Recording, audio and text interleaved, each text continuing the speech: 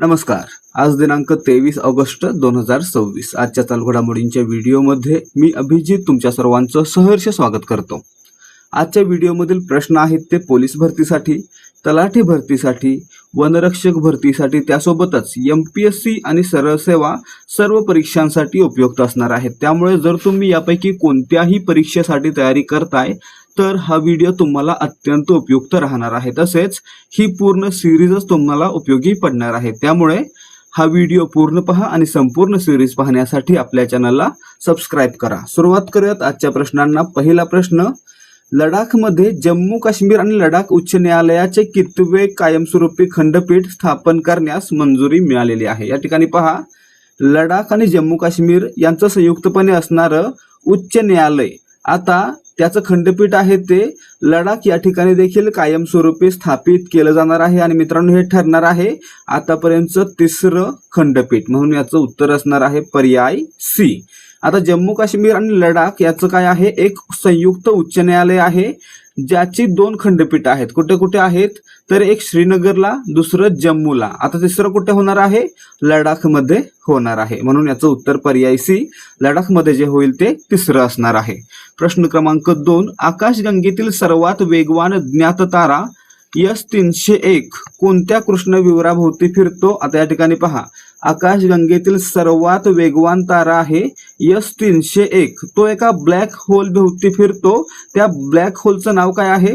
सॅजिटेरियस A star असं त्याचं नाव आहे. म्हणून याचं उत्तर पर्याय बी असणार आहे. आणि मित्रांनो, याचं जे वस्तुमान आहे ते आपल्या सूर्याच्या वस्तुमानापेक्षा 10 लाख पटींना अधिक आहे. ठीक आहे, पुढे पाहूयात. प्रश्न क्रमांक 3, राष्ट्रीय क्रीडा पुरस्कार 2025 जाहीर करण्यासाठी स्थापन करण्यात आलेल्या निवड समितीचे अध्यक्ष कोण होते? हा प्रश्न आहे तुमच्यासाठी.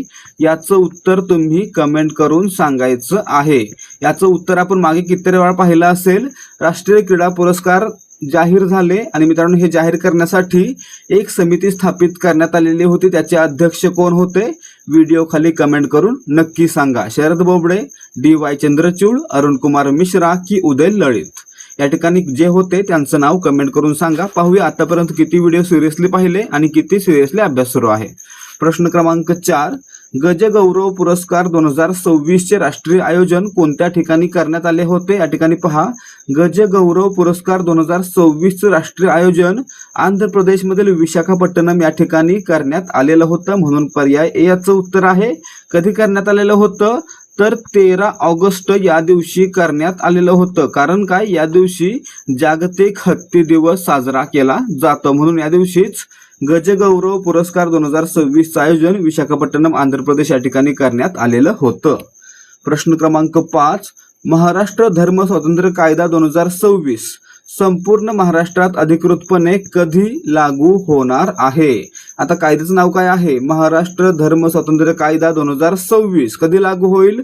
तर या वर्षीच्या रक्षाबंधनाच्या दिवशी म्हणजेच 28 ऑगस्ट 2026 रोजी संपूर्ण महाराष्ट्रामध्ये महाराष्ट्र धर्म स्वातंत्र्य कायदा लागू होणार आहे. म्हणजे याचं उत्तर पर्याय सी ठरतं. प्रश्न क्रमांक 6, भारतातील पहिली वाळवंट थीम असलेली नाईट सफारी कोठे तयार केली जाणार आहे? या ठिकाणी पहा, भारतातील पहिली डेझर्ट थीम्ड किंवा वाळवंट ही थीम असणारी वाईल्ड लाईफ सफारी आहे ती गुजरात या राज्यामध्ये स्थापित केली जाणार आहे. म्हणून याचं उत्तर असणार आहे पर्याय बी, गुजरातमध्ये ही पहिली वाळवंट थीम असलेली नाईट सफारी स्थापन केली जात आहे किंवा उभारली जात आहे. ठीक आहे, पुढे पाहूयात. प्रश्न क्रमांक 7, 44वा लोकमान्य टिळक राष्ट्रीय पुरस्कार 2026 कोणाला प्रदान करण्यात आला? आता या ठिकाणी पहा, भारताचे सध्याचे जे मुख्य सुरक्षा सल्लागार आहेत म्हणजेच NSA राष्ट्रीय सुरक्षा सल्लागार आहेत ते अजित डोवाल यांना 44वा लोकमान्य टिळक राष्ट्रीय पुरस्कार प्रदान करण्यात आलेला आहे. म्हणून याचं उत्तर पर्याय सी असणार आहे. प्रश्न क्रमांक 8, हेसन करार महाराष्ट्रातील तरुणांसाठी कोणत्या देशात नोकरीच्या संधी उपलब्ध करून देईल? हेसन करार कोणामध्ये झाला? हेसन करार आहे तो महाराष्ट्र आणि जर्मनी यांच्यामध्ये झालेला आहे. जर्मनीतील हेसन राज्य यांच्यामध्ये झालेला आहे. मित्रांनो, यावरून आता जर्मनीतील हेसन राज्यामध्ये हा करार महाराष्ट्रातील तरुणांसाठी रोजगाराच्या संधी उपलब्ध करून देणार आहे. म्हणजे आपलं उत्तर काय असणार आहे? हेसन हे राज्य कुठं आहे? जर्मनी या देशामध्ये आहे, म्हणून पर्याय सी याचं उत्तर असणार आहे. प्रश्न क्रमांक 9, युरोपियन ॲथलेटिक्स चॅम्पियनशिप 2026 मध्ये 4 सुवर्ण पदके जिंकणारी पहिली महिला धावपटू ॲमी हंट कोणत्या देशाची आहे? आता या ठिकाणी पहा, ॲमी हंट कोणत्या देशाच्या आहेत? ॲमी हंट या ब्रिटनच्या आहेत. आणि मित्रांनो, त्यांनी युरोपियन ॲथलेटिक्स चॅम्पियनशिप 2026 मध्ये रनिंगच्या वेगवेगळ्या प्रकारामध्ये एकूण 4 सुवर्ण पदके जिंकलेली आहेत. म्हणून याचं उत्तर काय? त्या कोणत्या देशाच्या आहेत? ब्रिटनच्या आहेत, म्हणून पर्याय सी. प्रश्न क्रमांक 10, 2025चा राष्ट्रीय क्रीडा प्रोत्साहन पुरस्कार खालीलपैकी कोणाला जाहीर झालेला आहे? 2025चा राष्ट्रीय क्रीडा प्रोत्साहन पुरस्कार आहे तो पुण्यातील आर्मी पॅरालिम्पिक नोड यांना जाहीर झालेला आहे, म्हणून याचं उत्तर पर्याय बी असणार आहे. हा प्रश्न मागे अजून 2 वेळा आपण पाहिलेला होता, आज तिसऱ्यांदा पाहतोय. लक्षात ठेवायचं आहे, राष्ट्रीय क्रीडा प्रोत्साहन पुरस्कार आहे तो सेवाभावी संस्था किंवा एखादी कंपनी जी खेळाडूंना प्रोत्साहन देते अशा कंपन्यांना दिला जातो. आणि मित्रांनो, यावर्षी हा पुरस्कार आहे तो पुण्यातील आर्मी पॅरालिम्पिक नोड यांना देण्यात आलेला आहे. ठीक आहे. प्रश्न क्रमांक 11, राष्ट्रपतींच्या शौर्य पदकांमध्ये महाराष्ट्राने देशभरातील 29 पैकी किती अग्निशमन शौर्य पदके पटकावलेली आहेत? आता या ठिकाणी पहा, देशभरामध्ये राष्ट्रपतींच्या हस्ते 29 शौर्य पदक अग्निशमन दलाला दिली गेली. त्यापैकी महाराष्ट्राने किती जिंकलेले आहेत? महाराष्ट्राला किती मिळालेले आहेत? तर महाराष्ट्राला 13 मिळालेले आहेत, म्हणून याचं उत्तर पर्याय सी असणार आहे. अग्निशमन शौर्य पदके एकूण 29 जाहीर झाली, त्यापैकी 13 महाराष्ट्राला मिळत आहेत.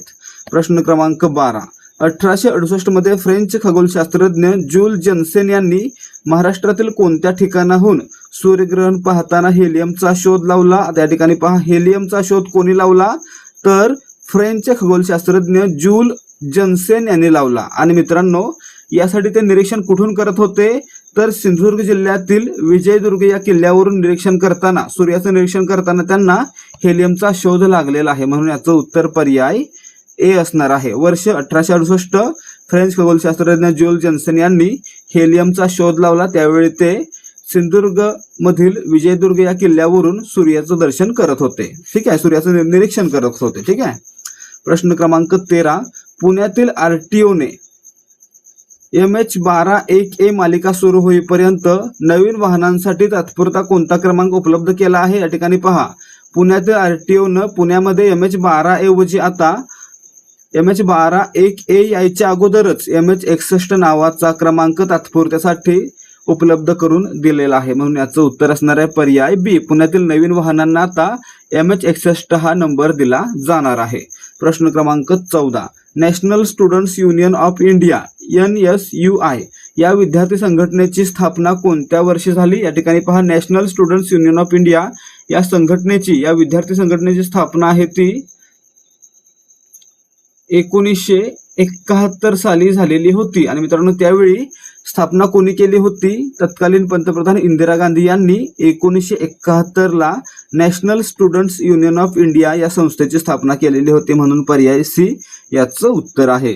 प्रश्न क्रमांक 15, जागतिक वारसा सिंचन संरचना म्हणून मान्यता मिळालेले परीछा धरण कोणत्या नदीवर आहे? या ठिकाणी पहा, परीछा धरण हे कोणत्या जिल्ह्यामध्ये, कोणत्या राज्यामध्ये आणि कोणत्या नदीवर आहे हे आपल्याला माहित असलं पाहिजे.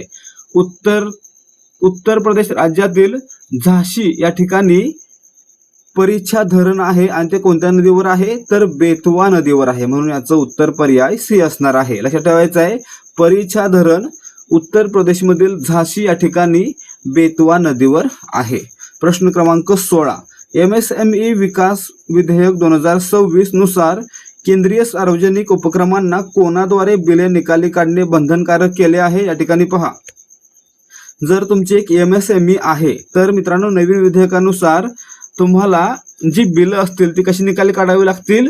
तर TREDS या प्लॅटफॉर्मचा वापर करून निकाली काढावी लागणार आहेत, म्हणून याचं उत्तर पर्याय बी असणार आहे. TREDS चा full form trade receivables discounting system या प्लॅटफॉर्मचा वापर करून ही बिल निकाली काढणं बंधनकारक करण्यात आलेलं आहे.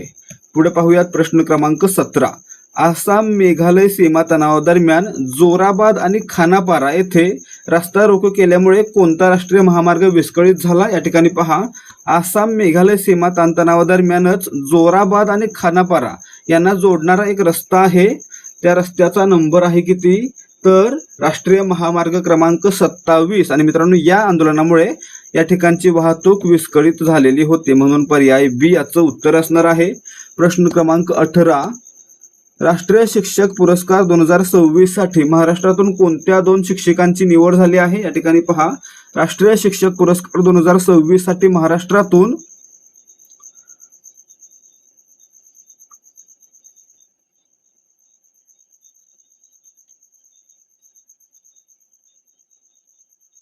कविता गीते आणि कुंदा बच्छाव यांची निवड झालेली आहे, म्हणून याचं उत्तर पर्याय ए असणार आहे. कविता गीते कुठून आहेत? कविता गीते या बीड जिल्ह्यातील जिल्हा परिषद शाळेचे शिक्षक आहेत. तर मित्रांनो, नाशिक महानगरपालिकेतील शाळेच्या शिक्षिका आहेत कुंदा बच्छाव. ठीक आहे, म्हणजे या ठिकाणी कविता गीते बीड, कुंदा बच्छाव नाशिक या दोघींना महाराष्ट्रातून राष्ट्रीय शिक्षक पुरस्कार 2026 साठी निवडण्यात आलेलं आहे. पुढे पहा प्रश्न क्रमांक 19, जागतिक अजिंक्यपद बॅडमिंटन स्पर्धेत महिला दुहेरीत 15 वर्षानंतर पदक कोणी निश्चित केले? या ठिकाणी पहा, जागतिक अजिंक्यपद बॅडमिंटन स्पर्धेत महिला दुहेरीमध्ये 15 वर्षानंतर भारतासाठी एक पदक निश्चित झालेलं आहे. हे पदक मिळवण्यासाठी कोण खेळत आहेत? तर या ठिकाणी ट्रिसा जॉली आणि गायत्री गोपीनंद यासाठी खेळत आहेत, म्हणून याचं उत्तर पर्याय बी असणार आहे. ठीक आहे, पुढे पाहायचं प्रश्न क्रमांक 20, मेजर ध्यानचंद खेलरत्न पुरस्कार 2025 खालीलपैकी कोणाला जाहीर झाला? या ठिकाणी पहा, मेजर ध्यानचंद खेलरत्न पुरस्कार मित्रांनो, हा पुरस्कार आहे तो 2014 आणि 2026 कोणालाच दिला गेला नाही, म्हणून याचं उत्तर काय असणार आहे?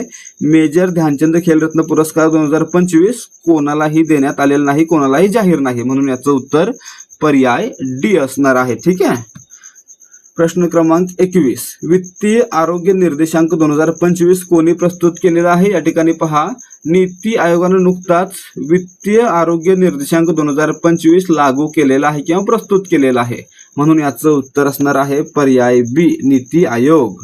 प्रश्न क्रमांक 22, भारतातील पहिली कागदविरहित न्यायव्यवस्था असलेले राज्य कोणते? या ठिकाणी पहा, भारतातील पहिली कागदविरहित न्यायव्यवस्था असणारं पहिलं राज्य ठरलेलं आहे सिक्कीम, म्हणून याचं उत्तर असणार आहे पर्याय सी. सिक्कीम राज्यामध्ये आता न्यायपालिकेमध्ये किंवा न्यायव्यवस्थेमध्ये कागदांचा कमीत कमी वापर किंवा कागदांचा शून्य वापर केला जाणार आहे. पुढे पहा प्रश्न क्रमांक 23, 2026 आंतरराष्ट्रीय बुकर पुरस्कार कोणत्या लेखकाला देण्यात आला? या ठिकाणी पहा, 2026 आंतरराष्ट्रीय बुकर पुरस्कार हा यांग शुआंगझी यांना जाहीर झालेला आहे, म्हणून याचं उत्तर पर्याय ए असणार आहे.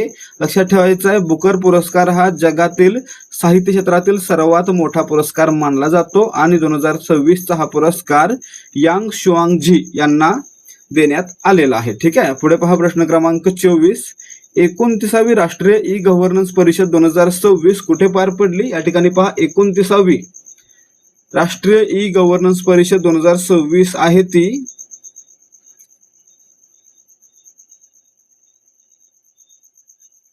राजस्थानमधील जयपूर किंवा राजस्थानची राजधानी जयपूर या ठिकाणी पार पडलेली आहे, म्हणून याचं उत्तर पर्याय सी असणार आहे.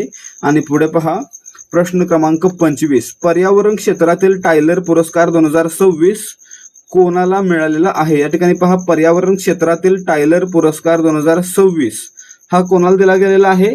तर हा टोबी कियर्स यांना देण्यात आलेला आहे, म्हणून याचं उत्तर पर्याय बी असणार आहे. ठीक आहे,